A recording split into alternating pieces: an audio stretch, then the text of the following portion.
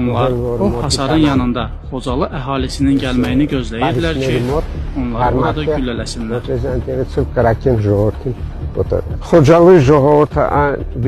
Xocalı əhalisi çayın sahili ilə gəldi. Qalanın yanında erməni əsgərləri ilə qarşılaşdılar. Güllələnmə yerini indi sizə göstərəcəm. Bu, Xocalı cəmiyyətinə verilən dəhliz idi.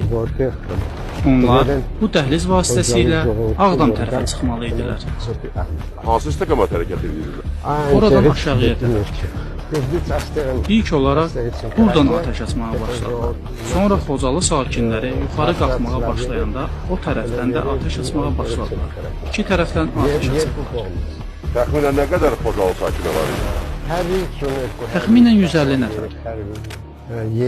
Uşaqlar da var idi, qocalar da var idi, qadınlar da var idi. Atəş açmağa başlayanda qadınlar və uşaqlar qışqırmağa başladılar.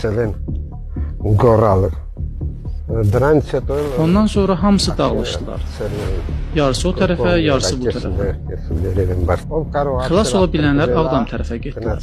Xilas ola bilməyənlər burada qaldılar. Atəş açandan sonra onlar meyidlərə yaxınlaşdılar ki, ölüb-ölmədiklərini dəqiqləşdirsinlər. Ölməyənlərin üzərinə yenidən atəş açırdılar. Sonra onlar qiymətli əşyaları meyidlərin üzərindən çıxarmağa başladılar.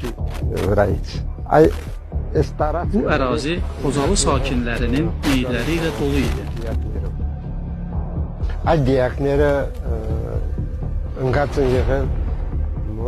Meyidlər burada təxminən bir həftə qaldıqdan sonra Əskəranın erməni sakinləri artıq şikayət etməyə başladılar ki, meyidləri bastırmaq lazımdır, xəstəlik yayılmasın.